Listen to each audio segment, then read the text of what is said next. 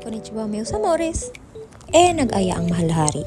Kakain daw kami dun sa restaurant ng customer niya. Madalas kasi na nagnunomini ko yung customer niya, kaya ayun, otagay lang sila. Siya naman yung gagastos dun sa restaurant ng customer niya. Dito sa Japan, ganun talaga dito. Alam nyo, minsan, nung nasa umisi pa ako nagtatrabaho, kapag merong restaurant or umisi din yung customer ko, I make sure na pumupunta rin ako sa restaurant or umisi nila. Give and take yun sa kanila.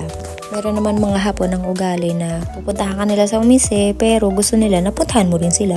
Yung tipong kung magkano yung ginastos niya, ganun din yung gagastusin mo dapat sa kanya. Actually, dito sa Japan, hindi lang naman mga hapon yung ganyang ugali. Yung tipong porket na ginastosan ka nila, nag-expect sila na gagastosan mo din sila kung magkano yung nailabas. May makakilala akong mga Pinoy dito na ganyan ang ugali. O yung mga nakikinig dyan, wag niyong aangkinin na. Ayun na naman.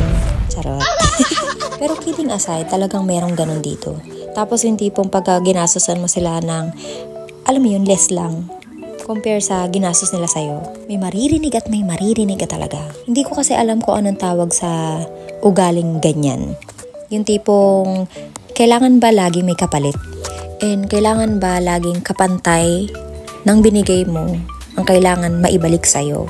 Hindi ba pwedeng maging thankful ka kasi kahit papano, alam nila yung salitang give and take or binabalik nila kung ano yung ginawa mo sa kanila? Ay nako, kung ganyan ka ng ganyan, wala ka talaga magiging kaibigan dito. Pero alam nyo mga B, dito sa Japan, mas okay yung wala ka masyadong kaibigan. Pinay in Japan, pero mas takot ako sa mga kalahi ko actually. And I'm not everyone's favorite, kasi nga maldita ako. Lalo na sa mga taong minalditahan ako nang wala naman akong ginagawa.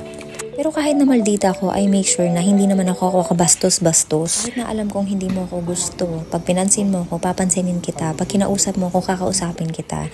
Pero kapag inaway mo ako nang wala akong ginagawa sa'yo, abay syempre naman talaga, aawahin din naman kita, diba?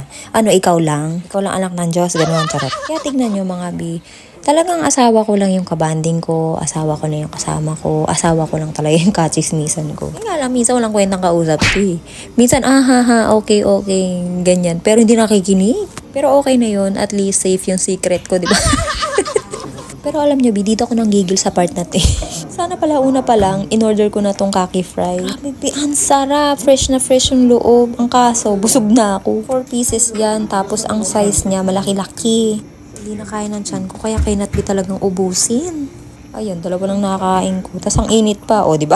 Ay, napakasarap talaga ng pagkain dito sa restaurant ng customer niya. Sabi ko nga next time, pupunta ako kasama ko naman yung pinsan ko. Ayan, di ba? Busog na naman kami ng mahal na hari. Talagang thank you Lord talaga ng sobra-sobra.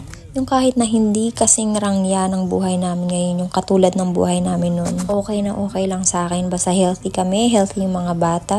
Masasabi ko maayos na yung buhay namin ngayon. Talagang kontentong-kontento talaga ako. Kaya mga P, kahit sa maliit na bagay, always be grateful. Ciao!